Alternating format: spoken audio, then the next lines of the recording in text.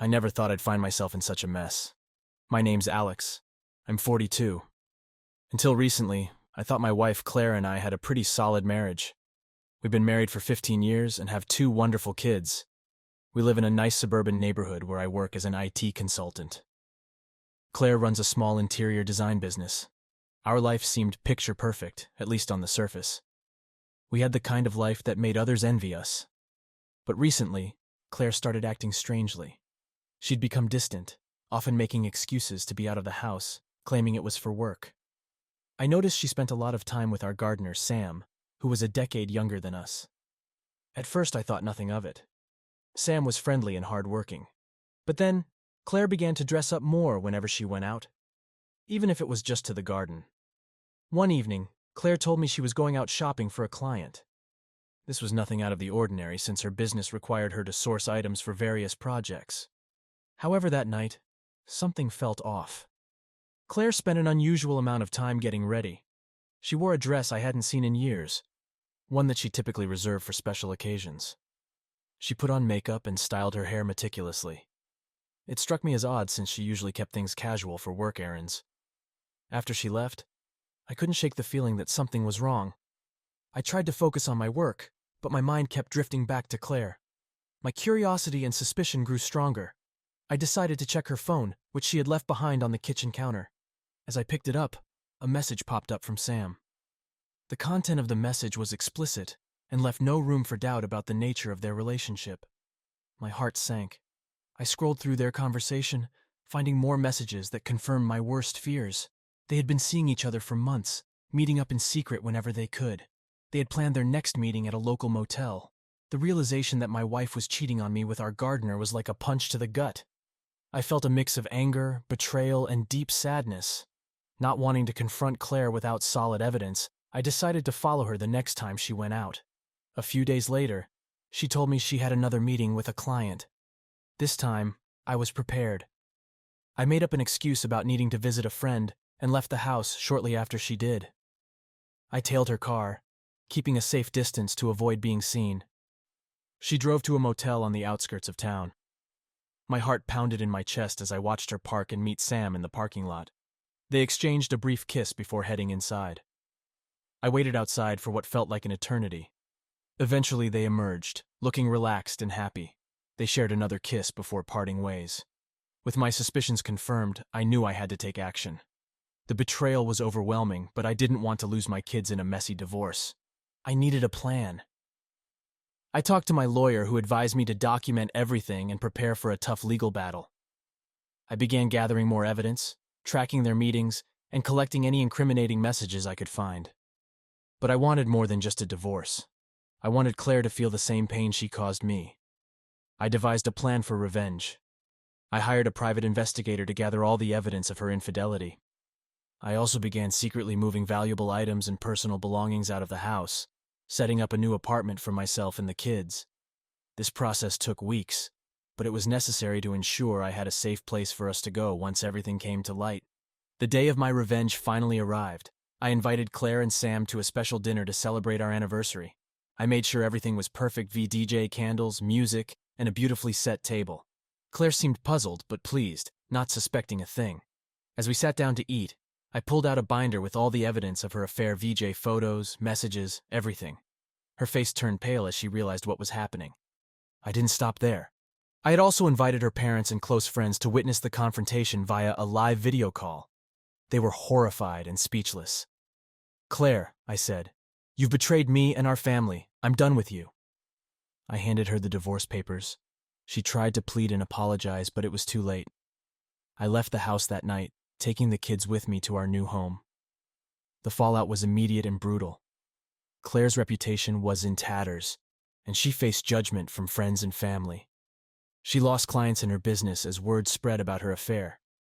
Sam, realizing the mess he was in, quit his job and disappeared. I focused on rebuilding my life. The kids were understandably shaken, but with time and therapy, we began to heal. I found solace in my work and support from friends and family. The divorce was finalized quickly, given the overwhelming evidence of Claire's infidelity. Months passed, and I started dating again, meeting a wonderful woman named Emily. She was kind, understanding, and brought a sense of peace I hadn't felt in years. We took things slow, prioritizing the kids and ensuring they were comfortable with our relationship. Life gradually improved. I kept the house, as Claire couldn't afford to buy me out, and we settled into a new routine.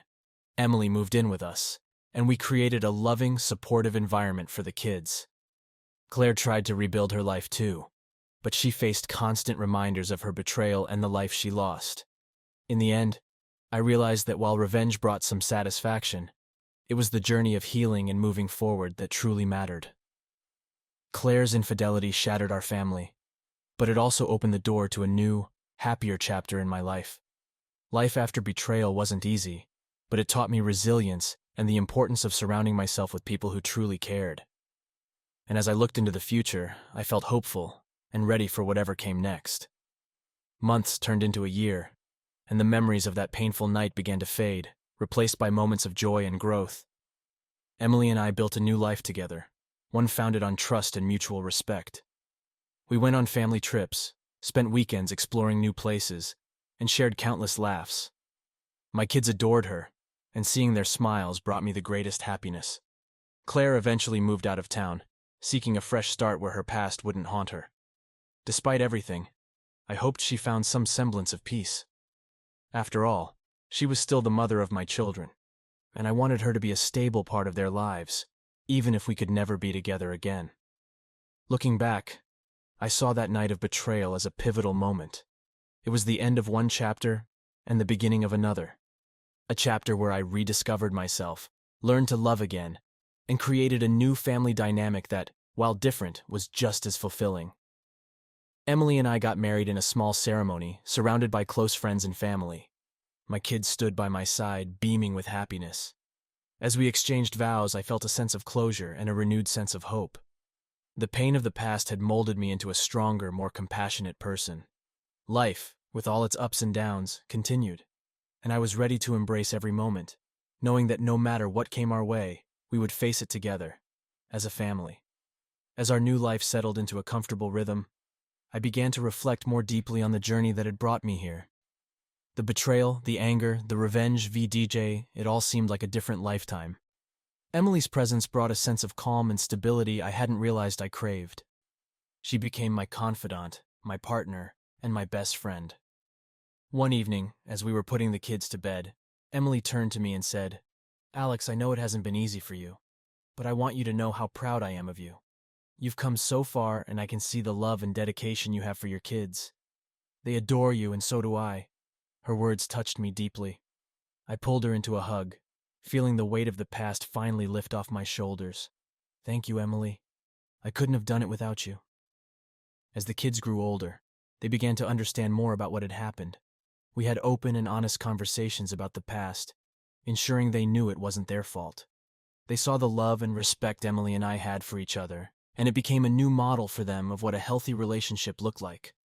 Claire, on the other hand, continued to struggle. Despite moving to a new town, she found it hard to escape the shadows of her past. She faced challenges in rebuilding her business and personal life. Occasionally, the kids would visit her, and I encouraged it, hoping she would find her footing again. One summer, Claire reached out to me. She asked if we could meet for coffee to discuss the kids' upcoming school year. I agreed, sensing that she needed to talk. As we sat in the small café, she looked tired, worn down by the consequences of her actions.